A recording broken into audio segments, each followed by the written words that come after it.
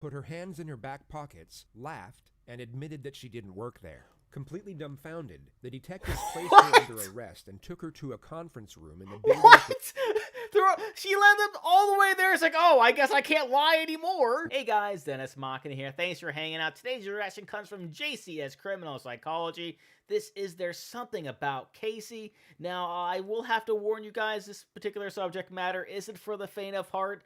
If you guys don't know who Casey Anthony is, I highly recommend you look into her right now. And if you guys are still interested in tagging along with me in this video, I highly recommend it because there's also going to be a lot of court psychology in here as well, which is something I find very fascinating.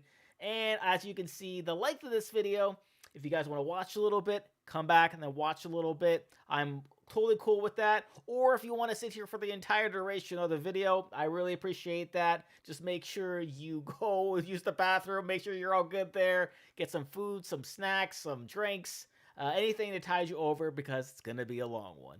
But before we get into it, if you haven't already, please go over and support JCS Criminal Psychology. I'll leave a link to the channel along with a link to the original video in the description. And as you guys can see, I'm getting pretty close to hitting 6,000 subscribers. And all you JCS fans out there, not only by supporting me, will you be helping me reach that goal, but you'll also be able to see future and past reactions that I've done for JCS. And it'll be super easy to do. All you have to do is just go right below this video. First, give the like button some love, and then click the big red button there. And without any further ado, let go. Most of you will already be aware of who 2-year-old Kaylee Anthony was. The majority will know that she sadly passed away at some point between 1 p.m. and 8 p.m. on June 16, 2008. Her death is undoubtedly the most heartbreaking part of this story, and we only need a single word to epitomize her short life: tragic. But the primary subject of this video is not about the life nor the death of Kaylee Marie Anthony. It is in fact about the psychological constitution of her mother, 22-year-old Casey Marie Anthony. So rather than tragic, you'll find the words disturbing and perplexing to be far better suited to the theme of this video. Oh boy! One of the many reasons this case is exceptional is how the present day's topic of discussion has little to do with the actual occurrences of the crime, but in fact the subsequent developments that followed. People are no longer talking about how or even why Kaylee Anthony passed away. They are instead talking about the manner in which a mother responded to her daughter's death. Given all the acquired information we now have, even if we afford this person the most morally acceptable possibility of what occurred, her manner of conduct was still unimaginably cold-blooded. This is driven home by the fact she was evaluated by 2 clinical psychologists during her time in custody, and not a single abnormality was discovered with relation to her psychological state. Wow. In other words, there were no signs of mental illness whatsoever. And this makes the character study of Casey Anthony just as fascinating as it is terrifying. A human being's state of mind is something most accurately assessed with the full capacity of hindsight. So before we evaluate our first segment of raw footage, here's a quick rundown of each of the essential moments that will give you a broader understanding of what we're actually dealing with. All right, bring it to me. On the 15th of July, 2008, Orlando police received a call from Cindy Anthony, the grandmother of the victim. 911, what's your emergency? I called a little bit ago, the deputy sheriff. I found out my granddaughter has been taken. She has been missing for a month. We're talking about a 3-year-old little girl. My daughter finally admitted that the baby's in the store. I need to find her. Your daughter admitted that the baby is where? But the babysitter took her a month ago. My daughter's been looking for her. I told you my daughter was missing for a month. I just found her today, but I can't find my granddaughter. And she just admitted to me that she's been trying to find her herself. There's something wrong. I found my daughter's car today, and it smells like there's been a dead body in the damn car. Okay, what is the girl's name? Kaylee. Kaylee. Anthony. Kaylee Anthony? Yes. How long has she been missing for? I have not seen her since the 7th of June. Is your daughter there? Yes. Can I speak with her? She's downstairs. They want to talk to you. I don't have anything to talk. What? Hello? Yes. Can you tell me what's going on a little bit? I'm sorry? Can you tell me a little bit what's going on? My daughter's been missing for the last 31 days. And you know who has her? I know who has her. I've tried to contact her. I actually received a phone call today, now from a number that is no longer in service. I did get to speak to my daughter for about a minute. Who has her? Do you have a name? Zenaida Fernandez Gonzalez.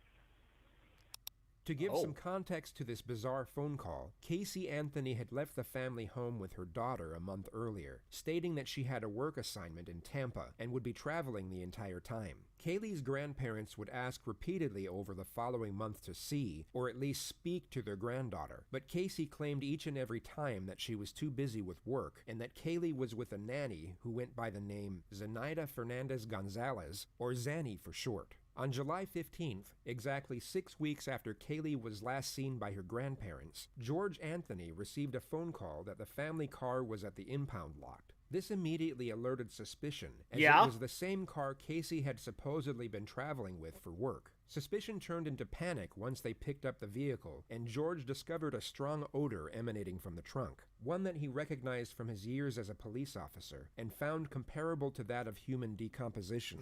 Through contacting one of Casey's friends, her parents managed to track her down at her boyfriend's house in Orlando, where they were found smoking marijuana and watching TV. When inquired over the whereabouts of her daughter, Casey stated that she had been kidnapped 31 days before by the supposed babysitter. It was at that moment Cindy Anthony called 911. 911, what's your emergency? Who has her? Right. Do you have a name? Her name is Zenaida Fernandez Gonzalez. Who is that? Babysitter? She's been my nanny for about a year and a half, almost 2 years. Why are you calling now? Why didn't you call 31 days ago? I've been looking for her and have gone through other resources to try to find her, which was stupid. Uh-huh. I think the officers are here. The officers are there? Yes. Now let's indulge in the world of fantasy for just a moment. Oh, and boy. Pretend all of what Casey had just stated was true. She had indeed been working, and her daughter was in fact kidnapped by the babysitter a month earlier. The immediate premise most would gather would be that Casey had no regard for her daughter whatsoever. In the 911 call, there was no urgency nor concern in her voice, and rather than her volunteering information, which most parents would do in a frantic manner, it had to be acquired by the dispatcher through repeated inquisition. All you have to do is compare Casey's dialogue to that of her mother's in the same phone call. One was indifferent, while the other was distraught. Police would have picked up on this immediately. Even without the bizarre phone call, the circumstances alone would make Casey the prime suspect in her daughter's disappearance. She was immediately interviewed as a witness, which, unbeknownst to her, was the detective's first step in locking her into as many lies as possible. Day right now is July 16, 2008. The time right now is 04:11 hours. I'm Detective Mellish with the Orange County Sheriff's Office. I am with Casey Anthony, is that correct? Yes. Casey, you understand this is being recorded? Yes. You have any objection to that? No. All right. Casey, I got called here in reference to a missing child. You took Casey to a babysitter's house. Yes. And who was this babysitter? Her name is Zenaida Fernandez Gonzalez. Okay. How long had you known Zenaida? Almost 4 years. It'll be 4 years Christmas this year. And where did you meet her? Who did you meet her through? A mutual friend. His name is Jeffrey Michael Hopkins. I met him at Nickelodeon at Universal, and I met her through him. She was his son's nanny at the time. Does Jeffrey still work at Universal? No, he does not. How long has it been since he left? About 9-10 months, give or take. He moved up to North Carolina for a short time and moved down to Jacksonville within the last 3 months. How would you characterize your relationship with Miss Anthony? More or less acquaintances, Oh! We're very good friends. not very good friends. Oh! Did you ever work at Universal Studios? I did. When did you work at Universal Studios? Approximately 2002. How long did you work there for? 1 year. Did you ever work there at the same time that Casey Anthony worked there? I don't think so. You don't recall ever seeing her there? Liar! Did you ever introduce Casey Anthony to a woman by the name of Zenaida Gonzalez? I did not. Liar. Did you ever use Zenaida Gonzalez as a nanny? No, sir. Do you have any children? No, sir. Ow! Have you lived in the Orlando area consistently since 2002? Yes, sir. Have you ever lived in Jacksonville? No, sir. Have you ever lived in North Carolina?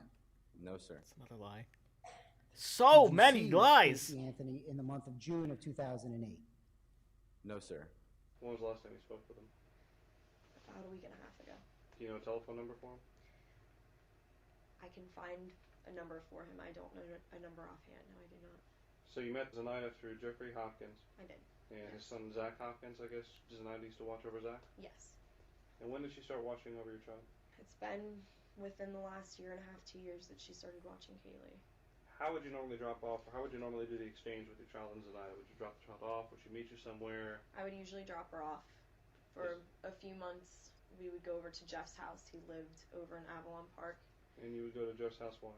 To drop off Kaylee. That's where Zenaida would go to watch both of the kids. Okay. It was in a nice centralized area. He had a decent sized house. It was good room for the two of them.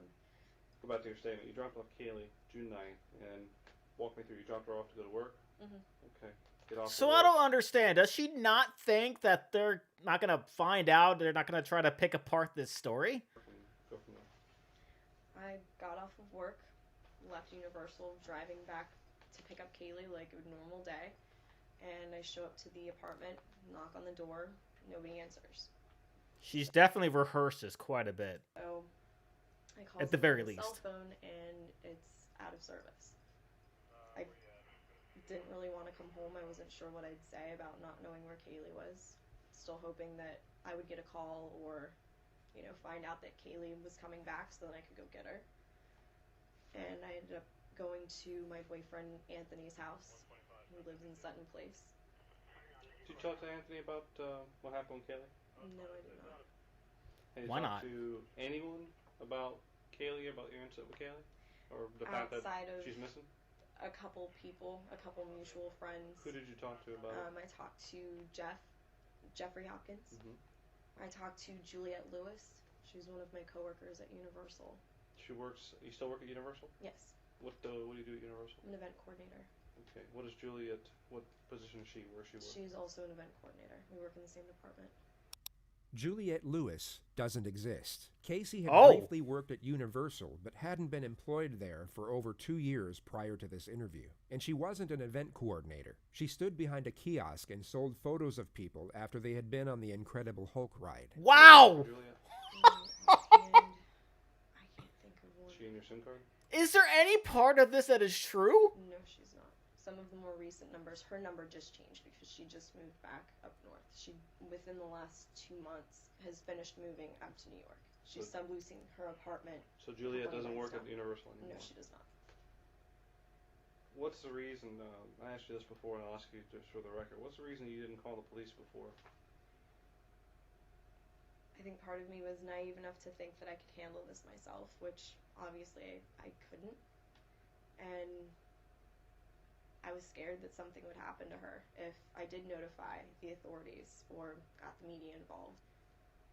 Just the fear of the unknown, fear of the potential of Kaylee getting hurt, of not seeing my daughter again. I asked you this at the onset. So then you...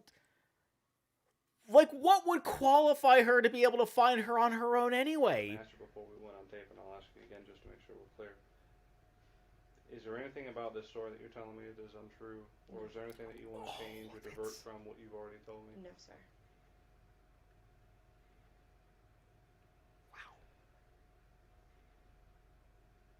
Did you cause any injury to your child, Kaylee? No, sir. Did you hurt Kaylee or leave her somewhere, and you're No. worried that if we find that out, that people are going to look at you a wrong way? No, sir. And you're telling me that Zenaida took your child without your permission and hasn't She's returned her. the last person that I've seen with my daughter, yes. Is she Puerto Rican? Is she Dominican? Is she white? She's mixed. She's black and Puerto Rican. Is there any underlying cause to why Zenaida would have taken your child? Nothing that, Did she ever make any statements to you about, only how much she loves Kaylee and how great of a kid she is. and when you talked to Jeffrey afterwards, I'm assuming that Jeffrey's child is still with him. His child is still with him. You said Zenaida had family up in New England, up in New York or Yes, something? she has family down south. Her mother and her sister. Her brother's in New York. She's originally from New York. Pretty much grew up there, moved down here, went to the University of Florida. Zenaida, the nanny, doesn't exist. Oh, God. Casey never had a babysitter. Being the retrospective viewer, we have the benefit of knowing these are outright fabrications, and these meticulous details are a textbook sign of a pathological liar. She speaks eloquently and naturally, as if her dialogue is a reflex response to the questions she's being asked, when in reality, each of these minor details are calculated and deliberately placed for the purpose of deception, and the nonchalant, easygoing tone she employs is used to camouflage anxiety. Casey has not only become accustomed to manipulation, she has become extremely skilled in how to use it effectively. Wow. It takes us to the concept of nurture and how it most likely had a significant impact on her current circumstances. If we go through what we know about Casey's domestic history, there are numerous occasions where she had gotten away with things that most would not, simply due to the fact that she was able to continuously lie without conscience. A prime example could be when she was 18 years old and stopped attending class midway through her senior year. She literally skipped the entire second half of her final year to go hang out with her older boyfriend. Her parents became suspicious on several occasions, yet each and every time, Casey had some whimsical excuse to which she was given the benefit of the doubt. Then just days before graduation, her parents were informed by the school of her truancy and that she would not be graduating. When confronted, Casey's excuse was that her timetable was mixed up by the school, causing her to miss classes through no fault of her own. This is obviously a completely baffling excuse that no sane person would ever believe. Yet whether it be through denial or an overprotective nature, Casey's parents not only took her at her word, but even shielded her from the consequences of her actions. They lied to all their family friends that she graduated with honors, and even threw her an extravagant graduation party the day after. This is just one of the many occurrences where Casey faced no ramifications for misconduct. It seemed to give her the belief that no matter what she did, as long as she could spin one lie after another, or at least drag a lie out for as long as possible, everything would work itself out. The truth is that everything did work itself out when she was dealing with her parents, and she evidently thought the same rules applied with regard to national law and a missing child's investigation. After the initial statement you just heard, Casey was asked if she could take police to all places of interest. She happily obliged, and then proceeded to lead them to a multitude of fake addresses which she had nothing to do with. She then took them to her supposed office at Universal Studios and literally led 3 senior investigators to the very end of the building, taking over 25 minutes to walk to, before she finally turned around, put her hands in her back pockets, laughed, and admitted that she didn't work there. Completely dumbfounded, the detectives placed her under arrest and took her to a conference room in the building. What? She led them all the way there. It's like, oh, I guess I can't lie anymore. What was essentially an interrogation. Since I left you this morning, I've gone to every address that you've told me. I came over here, I've already talked to all the employees. I found out all these names that you're giving me are people that either never worked here or have been fired here for a long time ago. Okay, so where we are right now is in a position that doesn't look very good for you. Because obviously, I know, and you know, that everything you told me is a lie, correct? Not everything that I told you. Pretty much everything that you've told me, including where Kaylee is right now. That I don't know where she is. Sure you do. And here's, absolutely listen, do not know where she let me explain something. Looking at you, I know that everything that you've told me is a lie. I am very confident, just by having talked to you the short period of time, that you know where she is. I legitimately have not seen my daughter in 5 weeks. I didn't let anything happen. Maybe that's when she died, was 5 weeks before this. Except I trusted her with somebody that had been taking care of her, that had been taking good care of her. Someone that she was comfortable with, that I was comfortable with. What about Jeff? You said Jeff worked here until about 2 months ago?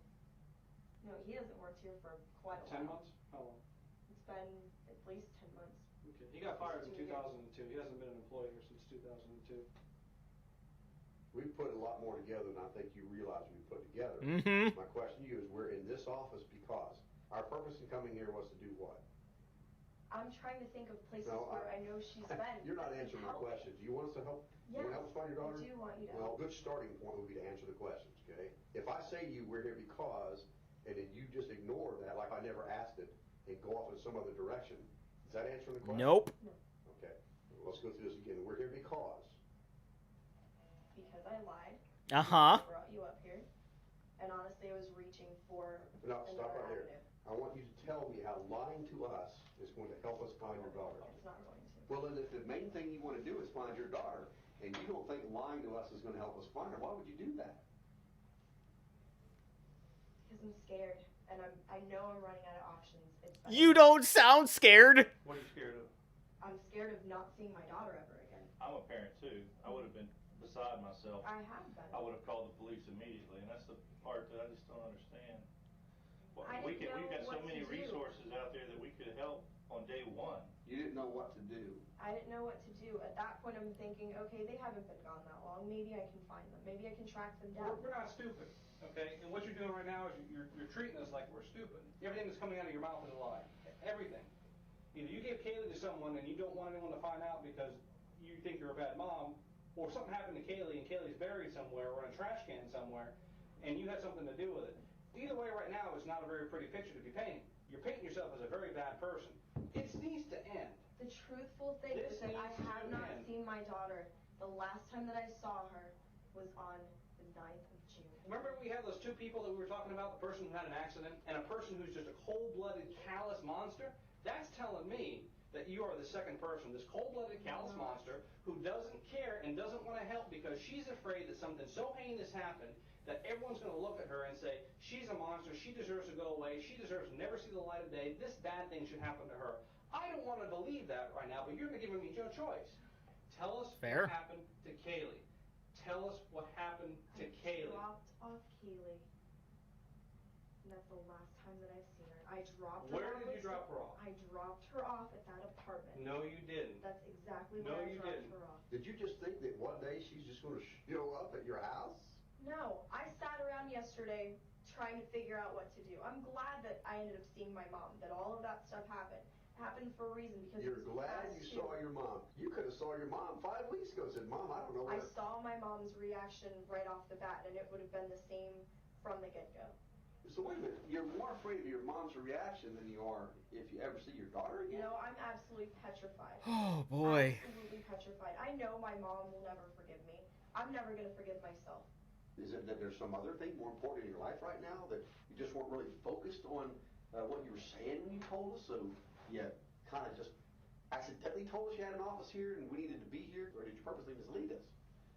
Which of those two is it? I purposely misled. Okay, so you purposely misled us. This was all in an attempt to help find your daughter, right? That makes sense to you, correct? Mm-hmm. In a backwards sort of way, yes. Backwards I'm sort of way. coming back Oh, to boy. places that are familiar to me, that I know are familiar to her.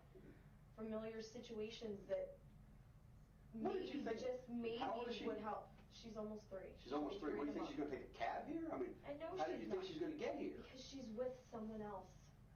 She's with someone else who's hid her from you for 5 weeks. Yes. Why would a person who has hid your daughter from you for 5 weeks, okay, bring her to the building that you used to work at? I don't know what else to do anymore. If I knew where she was, if something Well, let me would have ask you happened, this. I would have admitted that a long time Do ago. you believe thinking up more lies to tell us will help us? Yeah, that's what she's doing. She's with someone that I absolutely do not trust. You can hear it. And that I'm absolutely scared that That you don't trust yet was baby. You don't sound scared. I don't trust her now because of what happened. Who did you call first? Who did you go to for help first to help try to find her? No one. Oh, no, okay, all right. Okay. Well, I'm glad we See, got if I had a kid and I lost her, I would call everybody I could to try to help me. I would call the police, certainly, and, get my parents to help. I get everybody to help. Everybody would know and they would be helping me, because that's what they're there for. They care about you and they help you. that straightened out. Casey was then taken to the county jail, where she in the evening hours was able to make a phone call, and just happened to see her mother on the local news moments before speaking to her. Casey? Mom. Hey, sweetie. Oh, I just saw your nice little cameo on TV. Which one? What do you mean, which one? Which one? I did 4 different ones, and I don't know. I haven't seen them all. I've only seen 1 or 2 so far. You don't know what my involvement is and stuff? Casey, Mom. what? No. I don't know what your involvement is, sweetheart. You're not telling me where she's at. Because I don't f***ing know where she's at. Are you kidding me? Casey, don't waste your call to No. scream and holler at me. Waste my call sitting in the jail? Whose fault is you sitting in the jail? You're blaming me that you're sitting in the jail? Not Blame my yourself fault. for telling lies. No. You mean it's not your fault? What do you mean it's not your fault, sweetheart? If you'd have told them the truth and not lied about everything, they wouldn't... Do me a favor, just tell me what Tony's number is. I don't want to talk to you right now. I don't have his number. We'll get it from Lee because I know Lee's at the house. Get Tony's number for me. Hey? give me Tony's number? I can do that. I don't know what real good it's going to do at this point. Well, I'd like to talk to him anyway. Okay. Because I called to talk to my mother, and it's f***ing waste. Oh, by the way, I don't want any of you coming up here when I have my first hearing for bond and everything else. Like, don't even waste your time coming up here. You're making it real tough for anybody to want to try to... I'm not going around and around with you. That's pretty pointless. Christina would love to talk to you because she thinks that you will tell her what's going on. Frankly, we're going to find out. Everything I have she's no telling them clue where is Kaylee lie. is. If I knew where Kaylee was, do you think any of this would be happening? No. Anyway, you only got a couple minutes for this, so I'm not going to let you completely waste it. Here's Christina. She thinks she can get through. No, I want Tony's number. I'm not talking to anybody else. Hello? Hi, I'm glad everybody's at my house. Do me a favor, get my brother back because I need Tony's number. Does Tony have anything to do with Kaylee? No, nothing. Okay, so why do you want to talk to Tony? He's my boyfriend, and I want to actually try to sit and talk to him because I didn't get a chance to talk to him earlier because I got arrested on whim today. Sure you did. I want to talk to Tony and get a little bit of... Casey, you have to tell me if you know anything about Kaylee. Sweetheart, if anything happens to Kaylee, Casey, I'll die. You understand? I'll die. If anything happens to that baby. Oh my god, calling you guys? A waste. Wow! Casey appeared in the court the next morning and was initially denied bail by the judge. He cited his reason as her undeniable disregard for the welfare of her own child. She was kept in protective custody, and it would be 9 days until she received her first visit from her parents. Why would they want to after that? Hi. Sweetie, we've been watching you for so long. You haven't? I love you. I love you too. Hi. We've been seeing you sitting down. We forgive anything that you've said. Or done. Hold on. Can we turn the volume down? Yeah, you can probably hear it. My head's gonna explode. What's that t-shirt? I didn't get a chance to ask him, other things Kaylee's besides. picture's on the back. Is it? Can Dad show me the shirt? Yeah, turn around so she can see. It's the Never Lose Hope Foundation. Do you see it? I can see part of it, yeah. Have you seen me? And then it has the information on how to contact. Okay. Casey, you don't realize that the whole United States is looking for our Kaylee. I know that, Mom. Her cover's going to be on People magazine in a few days. Okay. With a readership of over 46 million adults in America, having your missing child on the front cover of People magazine would seem as a godsend to most. Yeah, Yet for sure. Casey's response is almost as if it's a lost cause. Everybody is looking for her. It's almost like she knows where she is. Good. Everybody is looking for her. Are we going to be able to find her, do you think? I hope we can, Mom. Now, I didn't get a chance to ask Lee. Can you look up a little bit more? Raise your eyes up a little bit. There you go. So now, look straight up so I can look into your eyes, darling. Thank you. I need to do that. It's okay to cry, Casey. It's all right, love. We've all been crying. Setting aside morality and ethics for just a moment, Casey at this point would be emotionally exhausted. She had been sitting in an isolated jail cell for almost 2 weeks as the entire world was turning against her. Anyone in her position, guilty or otherwise, would be at near breaking point, and her composed exterior now finally slips. She, for a brief moment, allows herself to be vulnerable, and for perhaps the first time, expresses the pain of her situation. This is one of the few moments where Casey's true self is on display. Of itself, it's a touching moment between a mother and daughter, yet if we add in the context of the surrounding elements, she is only expressing this pain for herself. Just a moment ago, when she saw her deceased daughter's face on her father's shirt, none of this emotion came out. No. Casey, I want to ask you just a couple questions.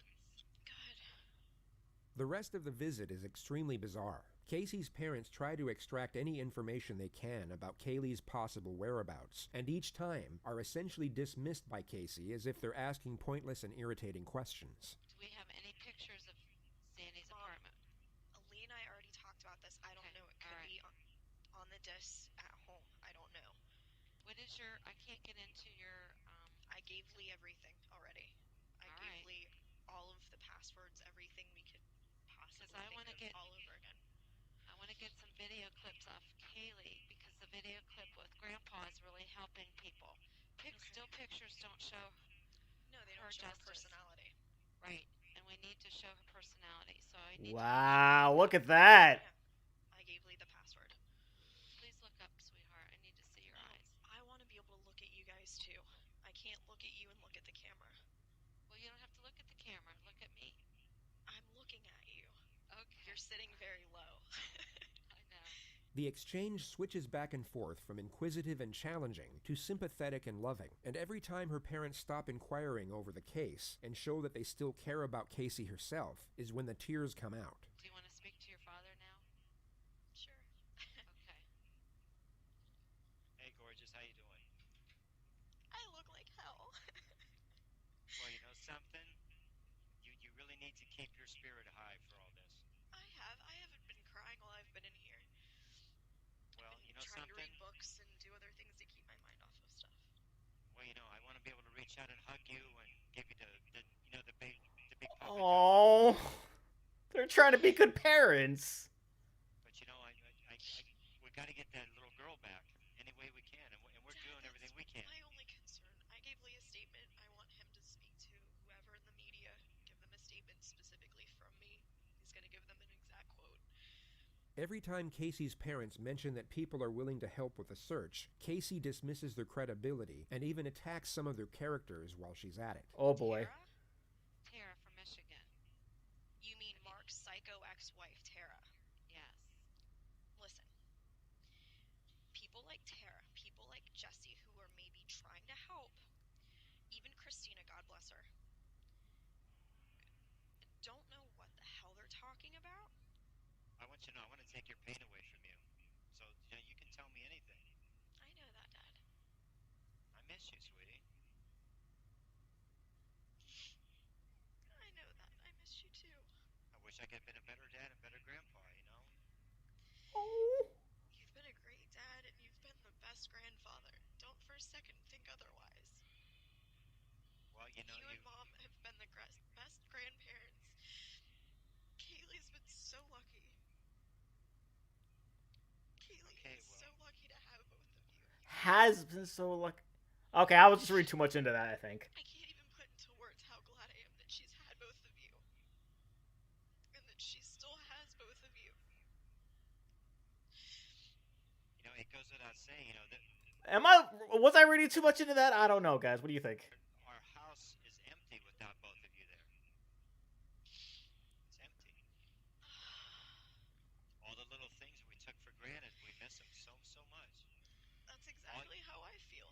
All your little things and all her little things, it hurts. We're not there. Mom and I are just going through the motions, you know? I ate coleslaw today. Tell him I ate coleslaw. Well, you're probably eating a lot of things you never used to eat before because when you're hungry, you'll eat. I hated bologna. I've been eating bologna and cheese on occasion. Grits. I don't do grits at all. It's terrible. Well, you know what? You're going to eat what's in front of you.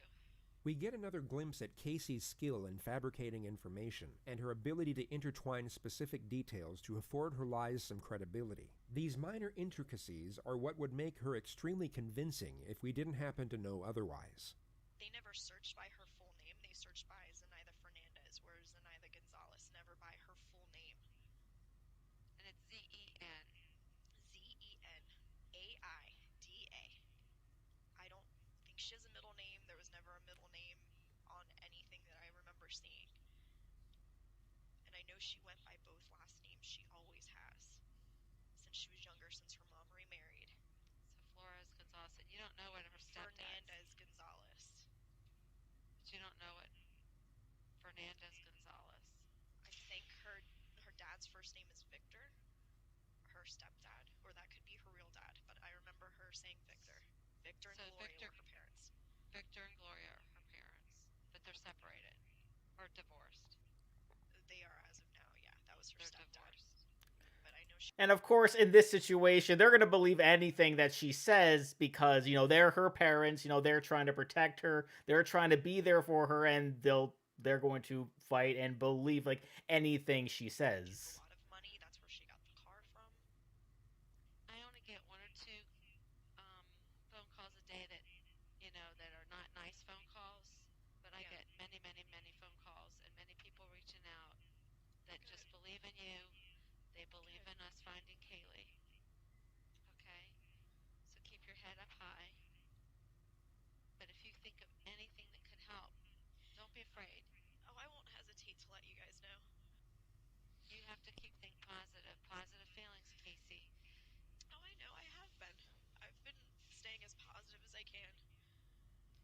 Do you think after this long she'd still be local?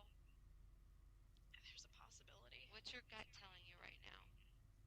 My You have gut's the telling same. me that she's okay. Okay, and your gut tells you that she's close or she's hiding. She's not far. I know in my heart she's not far. I can feel it. Okay. This was perhaps the first time Casey told the truth when speaking of her daughter's whereabouts, as she indeed wasn't that far away. Her attorney, Jose Baez, eventually managed to get her bail, and Casey was fitted with an electronic monitoring device and released on August 21st. She had spent just over 1 month in custody. 2 months later, police were granted permission to arrest Casey on the charge of first-degree murder. She was taken in for interrogation, but immediately requested her right to counsel. She was kept in the interview room while awaiting her attorney, and the released footage of that period is so bizarre to the point where it's almost comical. The detectives give off a passive yet glaringly obvious vibe that lets Casey know exactly what they think, being that she is guilty of her daughter's probable death and a fundamentally terrible human being on every imaginable level. Casey's response to this is to essentially ignore it and act as if the discourse between them and the situation itself is an everyday occurrence, one that perhaps doesn't concern the disappearance of her daughter, for which she is being charged for. You'll notice that she effortlessly maintains the same confident and talkative disposition that she had in her previous interviews with police. It's almost surreal to watch given the circumstance, and the visual element adds an entire new level to the absurdity.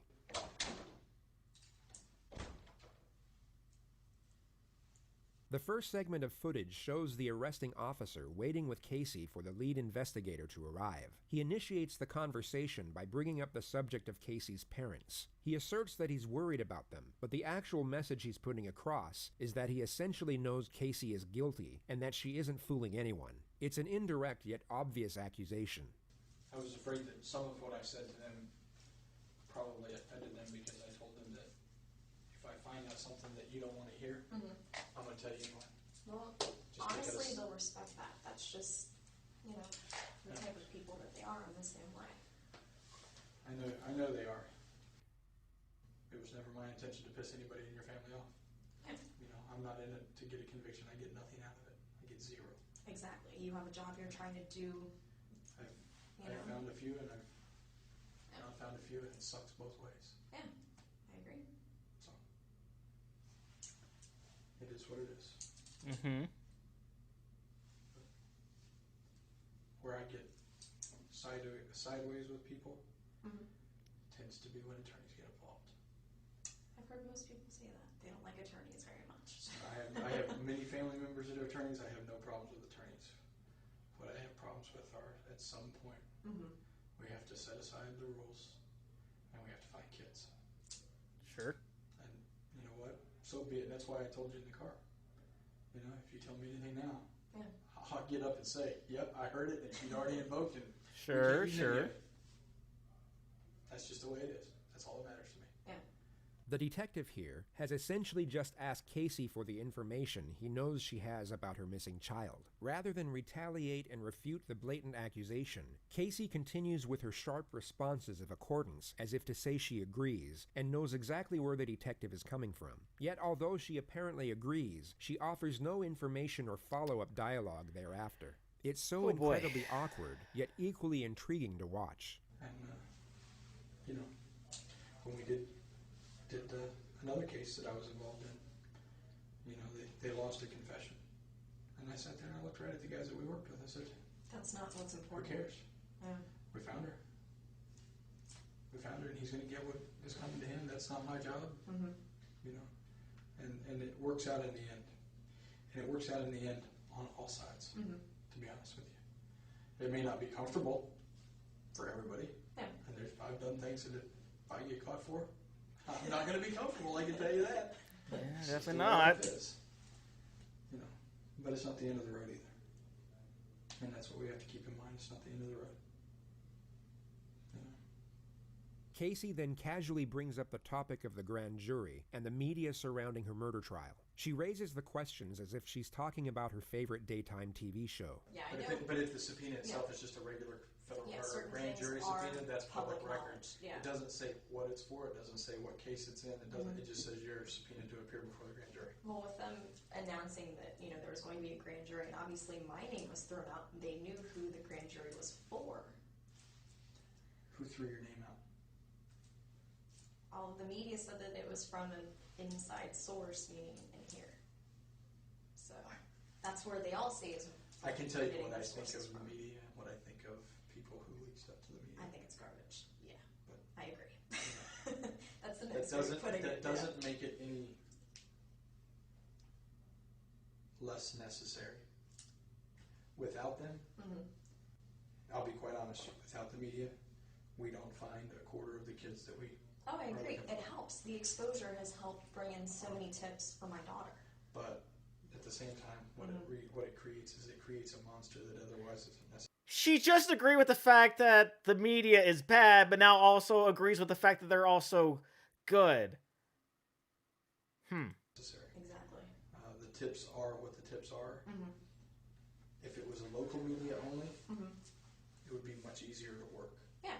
When you make it the national media, then you come up You with. get the Nancy Graces. Well, you get the everything else. you get the tips also Mhm. that come from Hawaii that say I saw Kaylee. Mhm. Oh, really? Okay, let me call Now, Hawaii ones and let me from send them out. Georgia Let me do and that. ones that are a little bit Th- closer those are what I range. consider local because the, Yeah. the local It's in stations close are going to range. cover that. Yeah. That's contiguous to the state of Florida. It's not. When people are only getting their information from the Nancy Graces or from Globe magazine or People or, you know, stuff like that. Are you kidding me? You're not going to break bad, right?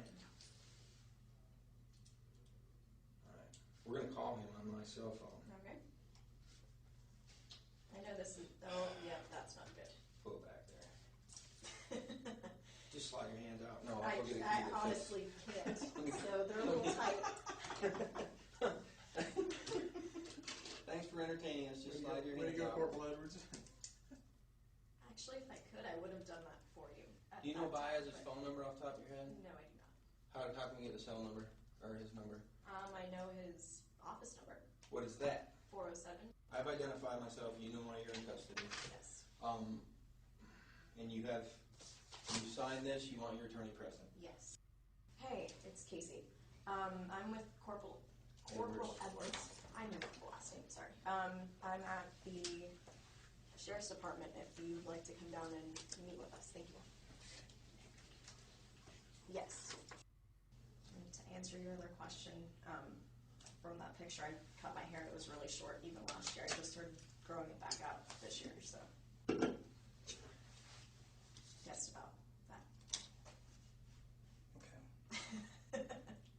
Oh, all right. It's been a long day. Yeah, it's been How was my dad this morning? in our time. Yeah. Honestly. I only saw from the media and got a chance to hear him talking to my mom. I spoke to him last night and this morning for just a quick second before he left. So. Yeah, I talked to him this morning for a little bit. He was with Mark, and he was really struggling. I mean, you can imagine he was having a hard time. He was being called in to essentially provide testimony to indict you, Mhm. to at least, and he was really struggling with that. Yeah. And I felt bad for him, I'll be honest with you. I truly did. Well, I even told him last night. I know he was subpoenaed, and under the law, he had to answer whatever questions were asked him, and I told him to do what he had to do. Imagine you were Casey, but void of any wrongdoing whatsoever. Your daughter was kidnapped 5 weeks ago, and now a detective who thinks you're the culprit is relaying the agonizing moments of your father providing information for your arrest. No matter how stoic or self-controlled your nature, you would most likely be in tears or completely enraged at the overwhelming unjustness of the situation. Yeah. I'd feel completely betrayed. I have been. I mean, this is something, honestly, we've been preparing for from the beginning just because of words that were directly spoken from Yuri Melich and also from Sergeant Allen. They were saying that this is what they were planning on doing from the very beginning, from that first day. So they wrote me off within the first couple hours. That was the only time they ever made any effort to try to talk to me one-on-one. And No, it was kind of difficult. it was kind of difficult considering. Well, considering, obviously, in light of everything that's going on and the fact that you've been arrested for other things, makes it a little more difficult to sit down and even talk to you. Mm-hmm. It's not that we haven't wanted I do have counsel, and that's something that, you know, my attorney's always been a phone call away. Has your attorney ever told you that we would like to speak to you? And we had agreed, him and I together, that we would all sit down together, him and I, and you guys, and, you know, we'd entertain whatever questions you have, and There is no possible way that a defense attorney would actually sit down and, as Casey states, entertain any question the police have for them. Yet if we weren't paying close attention, we would take her at her word due to the eloquence of her dialogue and not realize everything she's saying is complete nonsense. I actually thought that we made it pretty clear that, you know, we wanted to talk to you. I mean, obviously, we can't come to you and ask you. Yeah, understandably. You know, I thought that you were aware that if you wanted to talk to anybody, that all you got to do was simply ask. Yeah, well, I know it goes both ways on that, and I guess it would have needed to come from me. I should have been the one to, I guess, come forward with it. But, you know, we did open up that door to law enforcement before. When Sergeant Allen was making a big deal saying, well, we want to talk to her. When can we talk to her? And he's saying, well, the door's open. I don't believe he ever told us the door was open. What's fascinating is how instinctive and confident her assertions are. In any other circumstance, or even without the knowledge we have now, you would have no reason not to believe everything she's saying. I've heard the words come out of his mouth, even myself, directed to other people that maybe The lies didn't continue. relay the message or took it a different way. So I don't know. I think the lack of communication has put people in opposite corners when everybody has the same goal, is to find Kaylee. We all still feel, I as a mom, I know in my gut, there's the feeling as a parent, you know certain things about your child, you can feel that connection. And I still have that feeling, that presence. I know that she's alive. Whether you have a bucket load of evidence downstairs that contradicts that and says otherwise, or all you have is speculation, or nothing at all. I mean, We had more than speculation. as every tip and that's every something lead that I told followed you up on. directly. Yeah. That we have more than speculation. We have a lot, or else we wouldn't be to this point. A lot. No change whatsoever there. Okay. This was essentially a direct confrontation. The detective has just told Casey they have sufficient evidence to prove her guilt. Casey doesn't refute or even respond to the accusation. Not at all. She instead falls back to her ridiculous dialogue once again, hoping the confidence in her voice will mask the absurdity of what she's actually saying. Well, I said the same thing to them, that, you know, they said that we're at the end of a hallway, and I'm thinking we're at the end of a hallway and there's two doors. Which door are we going to go through? Or I guess this is, you know, we're at this point, and We are at this point. the final step is which door is walked through. We are well beyond where we were before. I mean, those issues are gone, okay? And when we referred to we're at the end of the hallway, I think you were well aware of what hallway we're talking about. Do you understand that? Well, Oh, so boy. there's no question, I guess. You can specify that at this point, or what your perspective is on that.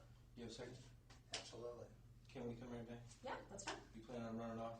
I'm not going anywhere. I gotta stretch out a little bit. I'm not as young as I used to be.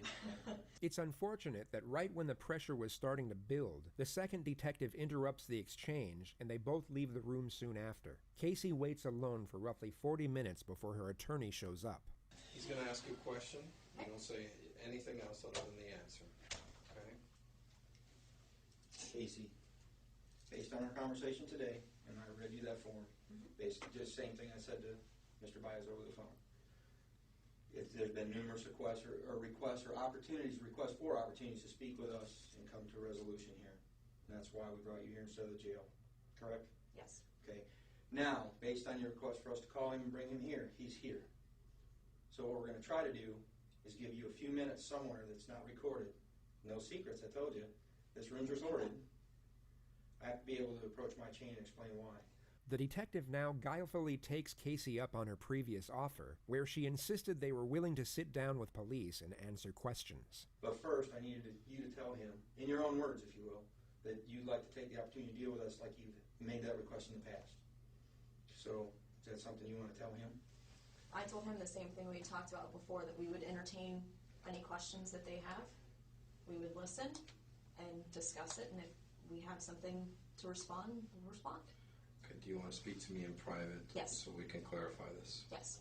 It would come as no surprise that no conference was to be had. Casey was instead taken to the county jail, where she would remain for 2.5 years awaiting trial. Damn. Once this footage was released to the public domain, the consensus was that Casey at best was a cold-hearted mother, and at worst, a hideous, despicable murderer. But what's curious is that although these opinions may be accurate, they came from a completely misguided notion, being that her behavior in the footage was entirely genuine. Casey was in all likelihood being completely fake this entire time. So you might be curious as to why a person would actually fake such a poised temperament, when it would be far more fitting to fake sadness and despair. We all have aspects to ourselves that are ungenuine to a certain degree. Sure. How we act at a business dinner won't be the way we are at home with our close friends or family. The more comfortable the setting, the more we can be ourselves. Those educated on Casey's past would assert that she was rarely sad, rarely angry, but always this bubbly and agreeable personality, even when it didn't suit the situation. She was one of those people where something just seemed off, but you couldn't quite put your finger on it. The evidence put forward suggests that Casey was fake in every single setting and with every single person, all of the time. A trait that might go unnoticed in everyday life, yet would clearly stand out when shown under the microscope of a criminal case study. Casey had become so accustomed to this fraudulent way of being that it even came as a natural behavior to her in the extraordinary setting we see here. And the assertion is that because Casey knew just how well she could fabricate this character, she thought she could use it to mask her anxiety, and thus conceal guilty behavior. Casey, in all likelihood, had little to no regard for her daughter. That's not even an argument anymore. No. But her true temperament here would likely be far more apprehensive due to the concern over her own welfare. Every time the detective insinuated an accusation, Casey kept the same tone, same demeanor, and same confident, lighthearted disposition. I noticed if you took her out of this interrogative setting and placed her in the mall with her friends, it would seem completely normal. She would be faking her personality in both environments, yet we are only able to realize it in one. That's such a good point. Holy crap! This type of mindset is linked to sociopathy. Whatever the situation or circumstance, they need to have an advantage over you.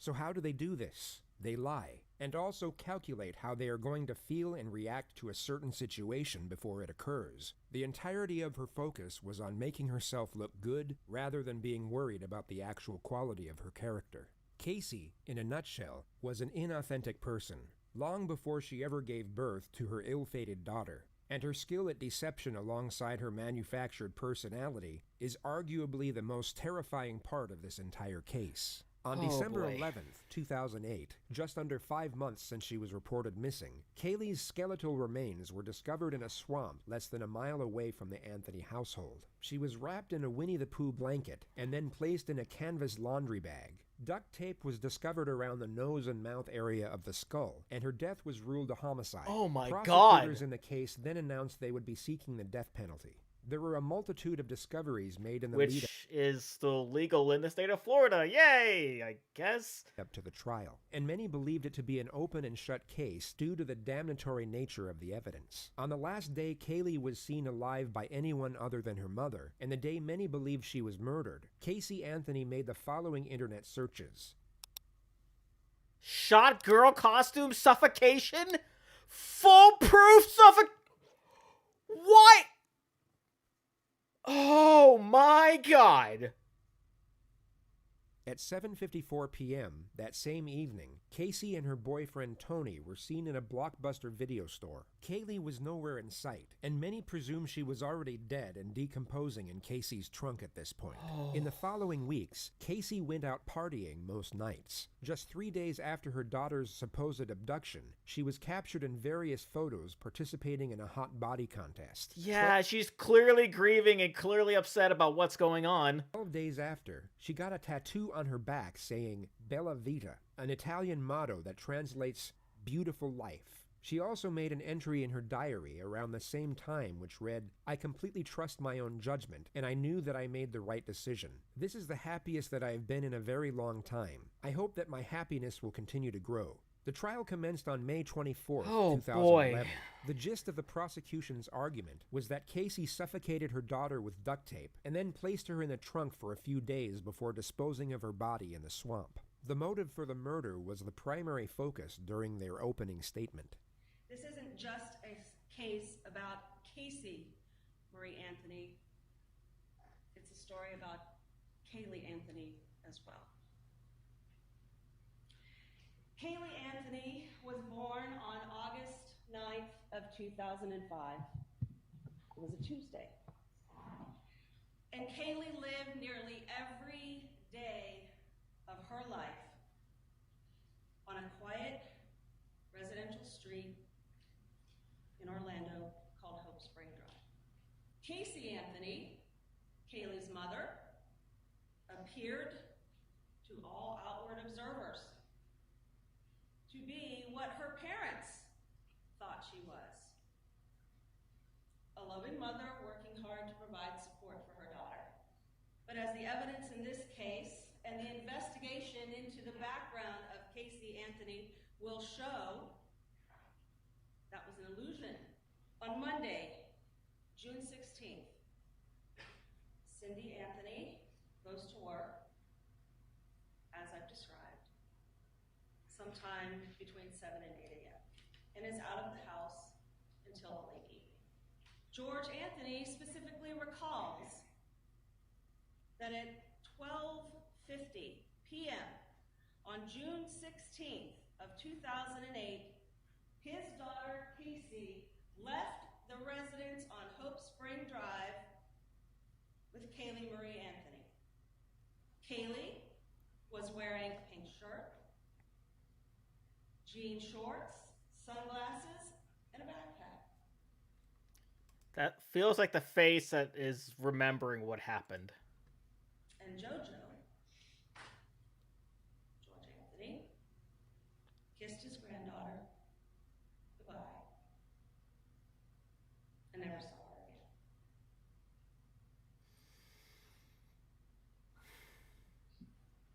again. In fact, no one but Casey Anthony ever saw Kaylee Marie Anthony alive again.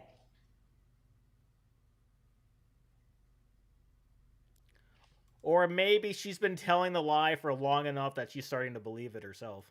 The evidence in this case will establish that there is no other reason for the placement of multiple pieces of duct tape on this child's face, mouth, and nose other than the specific intent to end that child's life.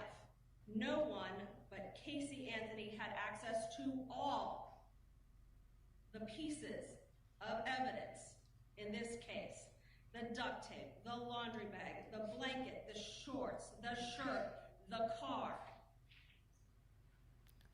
Or maybe this is her realizing, where this is all going to be heading, possibly. No one else lied to their friends, to their... It almost looks like she's about... I'm sorry I keep interrupting, but it almost looks like she's trying to find a way out, like she's trying to run. Family, to investigators. No one else benefited from the death of Kaylee Marie Anthony. Kaylee's death allowed Casey Anthony to live the good life, at least for those 31 days. Although there was a lack of direct physical evidence tying the defendant to her daughter's death, the evidence the state actually had still seemed overwhelming, and they understandably thought relying on the facts alone would easily secure a conviction. The defense, on the other hand, were up against it. So not only did they use charm and appeal to sway the jury's attention away from the evidence, they dropped an absolute bombshell in their opening statements to create as much doubt as humanly possible. On behalf of the defense, I want to thank you for the sacrifice that you've made in your jury service and coming here and helping us see justice. We know it's no easy task, and we intend, I'm sure both sides, on getting you home as quickly as possible once you have all of the information that you need. Everyone wants to know what happened. How in the world can a mother wait 30 days before ever reporting her child missing? It's insane. It's bizarre. Something's just not right about that. Well, the answer is actually relatively simple. She never was missing. Kaylee Anthony died on June 16, 2008, when she drowned in her family's swimming pool. Well, the reason we're all here is because not of the commonality of this tragedy, but of the uniqueness of the family that it happened to. You will hear about ugly things, secret things, things that people don't speak about, things that Casey never spoke about. On June 16, 2008, after Kaylee died, Casey did what she's been doing all her life, or for most of it, hiding her pain, going into that dark corner and pretending that she does not live in the situation that she's living in. This family must keep its secrets quiet. What? And it all began when Casey was 8 years old and her father came into her room and began to touch her inappropriately. What? This child, who at 8 years old, learned to lie immediately. She could be 13 years old, have her father's penis in her mouth, and then go to school and Excuse play with me? as if nothing ever happened. That will help you understand why no one knew that her child was dead. The trial would go on to last 6 weeks, with Good the prosecution Lord. exposing the truly dark and deceptive nature of Casey's character. While the state relied on fact, the defense clung on to theory, and proposed every conspiracy under the sun in the hope they would create enough skepticism and confusion. One of the more noted details of the trial was the courtroom presence of Jose Baez. He had an exceptional ability of narrative control and storytelling, and his capacity to create a connection with the jury seemed far more adequate than that of the state. This was recognized and mentioned multiple times in the media, yet the overwhelming majority of those following the case were almost certain that it wouldn't be enough to save the defendant. Closing arguments were put forward on Sunday, the 3rd of July. When you have a child, that child becomes your life. This case is about the clash between that responsibility and the expectations that go with it and the life that Casey Anthony wanted to have. Casey meets Tony. Tony has this life. He's free. He's a club promoter. He's out there at night with the loud music and dancing, and it's a great free life. That's why she was partying after the fact. So she has a choice. A life tethered to a child, or a life free to be 22. And as hard as it is for anyone to imagine, she had to choose between sacrificing two things. The first was her dreams and the life she wanted. And the second was her child. So she went towards the extreme of killing her and like removing her completely from the situation, or giving her up and just making it look like she's the bad parent anyway. But she thought this was going to be easier? And we submit to you the evidence in this case. At least she would still be alive. Fuck. Shows that the choice she made was her child. Here we are at the end of our journey. And I have to tell you that I probably think you have more questions than you have answers. Sure. And if you recall at opening statements, the final thing that I told you, at the end of the day, when everything is said and done, the one question will never be answered. The key question in this case will never be answered. It can never be proven. And that is, how did Kaylee die? I'm going to start with my biggest fear. I'm going to tell you right up front what I fear may happen in this case. And I want to talk to you about it and explain why I feel that way. This case deals with so much emotion. I know that there were times where every single person in here felt something deep down inside. Your rules of deliberation, what the law is, is that this case must not be decided for or against anyone because you feel sorry for anyone or are angry at anyone. You'll notice that Mr. Baez locks the jury's focus on this while subtly concealing this. He presents the argument that the prosecution has purposely got the jury emotionally invested in the case in the hope it would push them towards a guilty verdict. Yet in this exact same statement, he himself is getting them emotionally invested for the exact opposite reason. While refuting the prosecution's supposed attempt to entice anger, he subtly attempts to evoke empathy.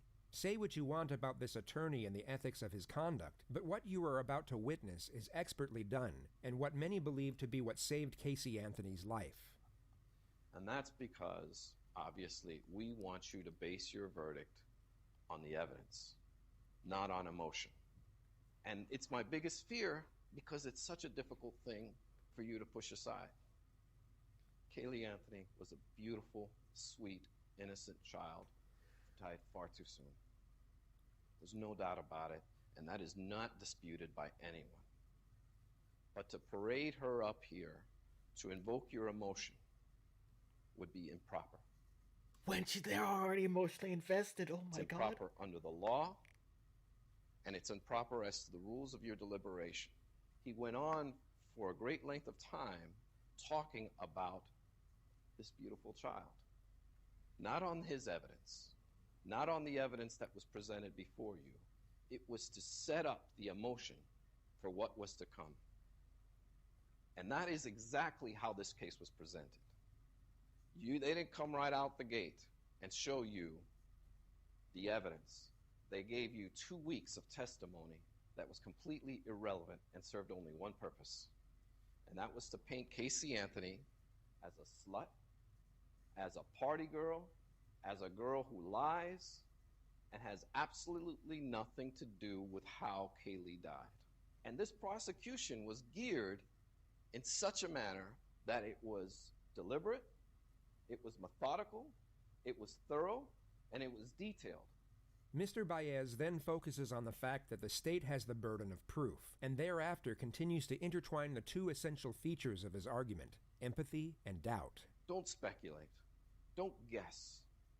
It has to be proven to you beyond and to the exclusion of every reasonable doubt. If you don't know what happened, it wasn't proven. We don't want you to tell us what you think happened. We want you to tell us what was proven. Oh, wow. And that's the difference here. Because you know what? We can go on and speculate all day long as to the different theories that were posed before you, as to the different possibilities. But the truth of the matter is it must be what was proven. There are no mysteries to solve here. There should be no mystery before you right now. If you have questions, then it was not proven. And that's as simple as it goes. Now, back to what I was saying with their initial setup, the way the case was presented, the first couple of weeks. You see, the strategy behind that is if you hate her, if you think she's a lying, no-good slut, then you'll start to look at this evidence in a different light. You'll start to, oh, wait a minute. Maybe I'm seeing something that's not there. And start to actually discriminate against her rather than give her the standard that is afforded to each and every citizen in our country. And that is that the state, that the government come in here and prove their case beyond and to the exclusion of every reasonable doubt. But you can get away with that if we can get a jury to hate her. But you're here. God, this guy's good. You've labored tremendously over this journey. And we're going to ask you to render a verdict of not guilty on these charges because they simply were not proven. And they're simply not true. For the 9th Judicial Circuit in and for Orange County, And Florida. here it comes. State of Florida versus Casey Marie Anthony. As to case number 2008 CF 15606-0. This was on CNN. As to the charge of first-degree murder, verdict as to count 1. We, the jury, find the defendant not guilty, so say we all, dated at Orlando, Orange County, Florida, on this 5th day of July, 2011, signed foreperson. As to the charge of aggravated child abuse, verdict as to count 2. We, the jury, find the defendant not guilty. So say we all. Dated at Orlando, Orange County, Florida, this 5th day of July, 2011, signed foreperson. As to the charge of aggravated manslaughter of a child, verdict is to count 3. We, the jury, find the defendant not guilty. So say we all. Dated at Orlando, Orange County, Florida, this 5th day of July, 2011, signed foreperson. And juror number 12, were these your true and correct verdicts? Yes. Thank you. Okay. Well, counsel and the defendant. Wow. The podium. Well, I hope that this is a lesson to those of you who have been indulged in media assassination for 3 years, bias and prejudice and incompetent talking heads saying what would be and how to be. I'm disgusted by some of the lawyers that have done this, and I can tell you that my colleagues from coast to coast and border to border have condemned this whole process of lawyers getting on television and talking about cases that they don't know a damn thing about and don't have the experience to back up their words or the law to do it. Now you've learned a lesson, and we appreciate the jury. Those of you that have been objective and professional, we like it. Others, we're going to be talking to again. Thank you very much. Wow. Casey did not murder Kaylee. It's that simple. And today, our system of justice has not dishonored her memory by a false conviction. Wow. Alrighty then. So basically, his whole plan in that little closing statement that he had, the one that he said saved his life, was basically where he says, like, oh, you know, there's all this questionable, all this very suspicious thing. It's right over here. Don't look at that. Let's look over here where the lack of evidence is. Because, you know, there is a bit of lack of evidence, but there is a lot of suspicious activity that could potentially lead that. But if you can't prove it, if the evidence doesn't prove it, you should, you know, not be guilty. So, when this happened, you would think I'd know more about it. You think I would have followed it more, considering I do live in South Florida. I wasn't really too much into watching the news at that time. Still kind of not. I try to stay current, but I, you know, try not to do too much. You think I would know more about it. And I'm really glad I wasn't getting any emotionally invested into this, only to be disappointed by the end results. Of course, you know, up until this point, at least I don't know of anybody who's been convicted of this little kid's murder. But she apparently wasn't convicted, and there's nothing. There's no resolution to this. Nobody wins with this, right? Because the grandparents don't have any sort of solace of knowing, okay, well, my daughter got off, but at least we can still look for whoever it was who actually killed her, but they're not finding anything because, you know. Anyway, I do hope you guys were able to get through that. I know a lot of that was very difficult to hear, both in terms of just like, it's just so mind-boggling how they got to the point of not guilty, but also the fact, I think the volume was a little low on when they were all talking, so I do apologize for that. I probably should have said this in the beginning, but I didn't know.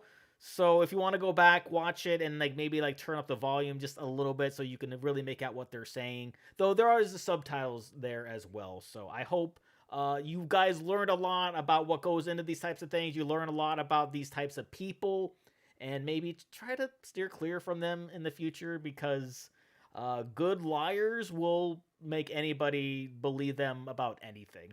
So that will do it for me here. Before I go, though, I wanted to give a huge shout out to all my $5 and up supporters on Patreon: Marvin Espinoza, Cruising, Wolver310, and Capster Cronage, aka Kevin Crone. Thank you guys so much. And if you too like to have your name read at the end of each and every one of my videos, plus many other fun goodies, please head on over to patreon.com/DennisMachina and become a Patreon supporter today. And with that being said, comment down below, what did you think about Casey Anthony? Please leave a like if you enjoy. Share this video. Subscribe if you haven't subscribed already. Ring notification bell because I put up new videos every single day. And I will see you guys next time.